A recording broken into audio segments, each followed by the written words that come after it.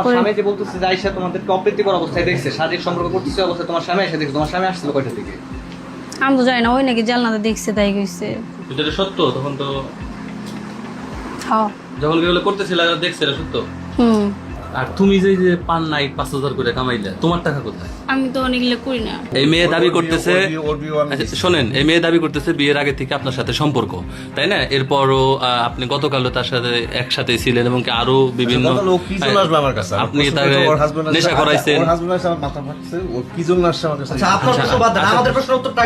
আপনি এটা অ্যান্সারটা দেন। আপনি ওর মতো একটা মেয়েরে আপনার বাসায় কেন রাখবেন? এটার কারণ কি? কালকে হ্যাঁ হ্যাঁ, কালকে ওর হাজব্যান্ডের সাথে ঝগড়া হয়েছে নাকি আমি জানি না। আমার বলছে যে ওর গেলে ওর মাও বলছে যে আজকে রাত্রে ওর মেরে ফেলবে বাসা থেকে গেলে আমরা সকালে পাঠিয়ে দিই। যেই জন্য আমি কিন্তু ও ওর সাথে ডিভোর্স হয়েছে ছেলের সাথে আমি জানি। ও আয়সা যখন চার্জ করছে আমি বলছি যে তুমি যদি ডিভোর্স হয় তাহলে তুমি ওর মারে দিয়ে বলো তোমরা আবার পুনরায় 30 দিন না 90 দিন পর্যন্ত সুযোগ আছে তোমাদের আবার সংসার করার। তোমার আমি বলছি তুমি কি একসাথে সংসার করছো কিনা এই 7 দিন? তোমার মা 7 দিন ধরে তোমার নিখোঁজ, 7 দিন ধরে তোমার মা আমাকে ফোন দেওয়া ট্রাইট করছে। পরে আমি তোমার ইমোতে একটা মেসেজ দিয়ে রাখছি ভয়েস যে তুমি আমাকে জানো বা তোমার মাকে জানো তুমি বাইসে আসো না কোথায় আসো। তারপর তুমি কালকে হঠাৎ করে আসছো। আসার পর ও আসছে রাত 12:30টার সময়। আসার পর তোমার কী হয়েছে আমি ওরে বললাম যে তুমি যদি ডিভোর্স দিয়ে থাকো তুমি তো এখন নিতে পারো না, তাহলে মাকে বলো আমি দিয়ে দিই তোমাকে। তারপরে রেখে দিয়েছে। আচ্ছা, এটা তো যে কেউ কারো স্ত্রী যদি অন্য পর পুরুষের সাথে যদি এই দৈহিক মেলামেশা করে, এটা যদি কোনো স্বামী দেখে, সে তো নিজের স্থির রাখতে পারবে না, এটা তো স্বাভাবিক। দেখার বিষয় না, কথাটা হচ্ছে তো তখন তো সে একটু আমি তাকে স্বাভাবিক। বলছি আপনি ডিভোর্স দিচ্ছেন কিনা, তুমি ডিভোর্স দিছো কিনা। ঠিক আছে, আমার প্রশ্নটা ছিল এটা, ডিভোর্স দিলে তুমি এখান থেকে নিতে পারবা নাকি আমার কাছে? আপনি রাখবেন না, না। ডিভোর্স দিলে ওর পরিবার রাখবে। ওর পরিবার আমার নাতি হয়, ওর মাকে আমি উকিল দিছি। কিসের নাতি? ওর মাকে আমি বিয়েতে উকিল দিছি। তো ওর পরিবার বুঝবে সেটা, আপনি কেন আপনার কাছ থেকে নেবে? আপনি সেটাই বলে যে ওর মারে আমি বিয়েতে উকিল দিছি। নাতি মনে করে এই বয়সে এরকম একটা মেয়ে নিয়ে থাকা আপনার শোভা পায় ভাই? আর এই নিজেও এই অধপতনে গেছেন, আর একটা মেয়ের অধপতনে নিচ্ছেন, আর আপনার কাছে এই রমস্ত্র মস্ত্র এগুলো কেন? কোনটা অস্ত্র? এই যে এগুলো কি? তোমার কাছে যে তো জানলাম যে এই ওনার কাছে বিভিন্ন নারী আসে বা দিয়ে যায়, এই যে যারা নাইট থাকে এদের ইটা কি মানে? ভাই হাসিনা ছিল, হ্যাঁ তো চলে গেছে এখন। উনি কোথায় থাকতো? হাসিনা তো অনেক জায়গায় থাকতো। না এই জায়গায় মানে উনি সব জায়গায় সাপ্লাই দিত। তোমার সাথে ওইখানে যোগাযোগ হলো? আমার ওই যে দিছিল হাসিনাই। ও, ওই আমার বান্ধবীরা আর কি নিয়ে গেছিল অনেক আগে, মিথিলা নাদিয়া।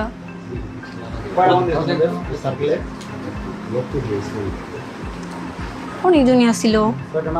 এই বাসায় কে কে আসছিল? হাসিনার মাধ্যমে এই বাসায় কে কে আসছিল? আমি আসছি, নাদিয়া আসছে, মিথিলা আসছে, তারপরে জাইনার কারে কারে আসছে। সবাইকে কত করে টাকা দিচ্ছে? তোমার এই বেশি দিত না? সবাই একই রকম টাকা দিত? সবার তো একই দিতে হইব, ব্রেক দিছে। তুমি কত পাইতা? অর্ধেক অর্ধেক। মানে 5 পাইলে আড়াই তোমার, আর আড়াই পার হাসিনার। তো যে দালাল তোমার আর কি পাঠাইবো ওই দালালের অর্ধেক না? হুম। তো এই লাইনে জড়াইলা কেমনে, কিভাবে একটু বলো তো? বান্ধবীদের সাথে মিশা। তোমার বাড়ি থেকে কিছু বলতো না কই গেলা বা কি, খুঁজে পাইতো না তোমার? জানতো না। জানতো না? বাড়ি কি বলে আসতা যে রাত একটা বলে আসতা? বান্ধবীকে বাসায় যাই, কিংবা নানি বাড়ি থাকি। এরকম এই আম্মু শহরে, তো বিদেশ থাকতো তাই। এরকম শহরে আরো মানে কতজন আছে এরকম বিভিন্ন মানুষের বাসায় যায়? চৈতির বাসা আছে একটা। কোথায় সে চৈত্র বাসায়? কিছুদিন আগে নাকি রেট হয়েছে বাসায়, শুনছি। তোমার সার্কেলে কয়জন আছে? মানে কতজন তোমার জানা মতে শহরে কতজন আছে যারা বিভিন্ন বাসায় গিয়ে এরকম নাইট থাকে বা সুযোগ পেলে যায়? অনেকেই তো আসছে। কতজন হবে? আমি আনুমানিক কেমনে বলুন, তাও একটা আইডিয়া আছে না তোমার?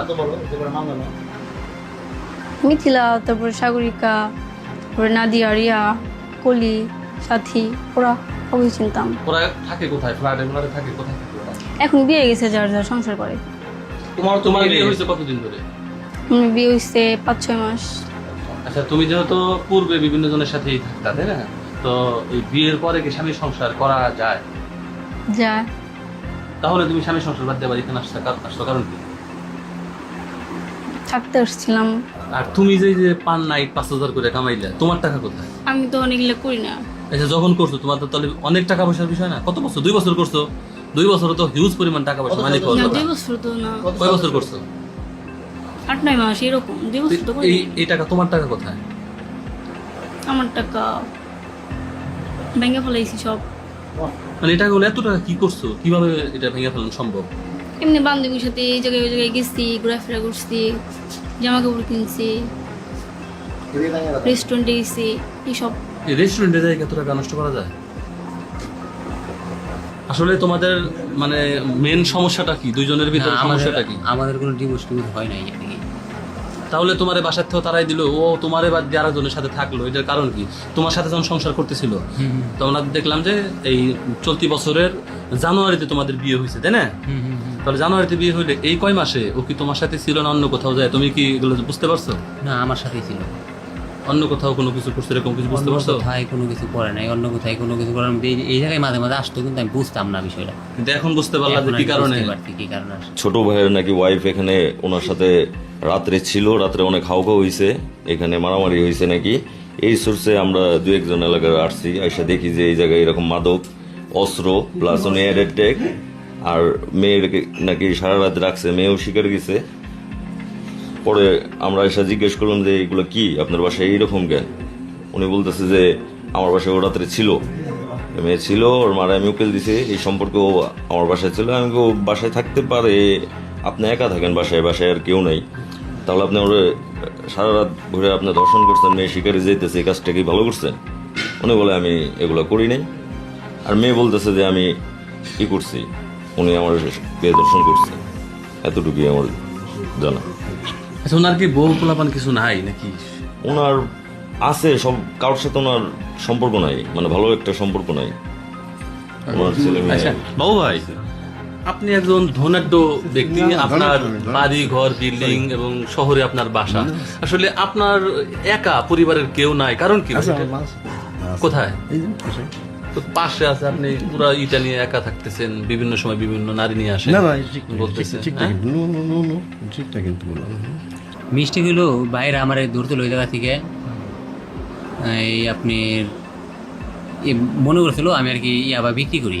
আসলে আমার কাছে কিছু ছিল না, আমার আর কি এমনি যেটা টেটা করছিল ওইটাই আর কি।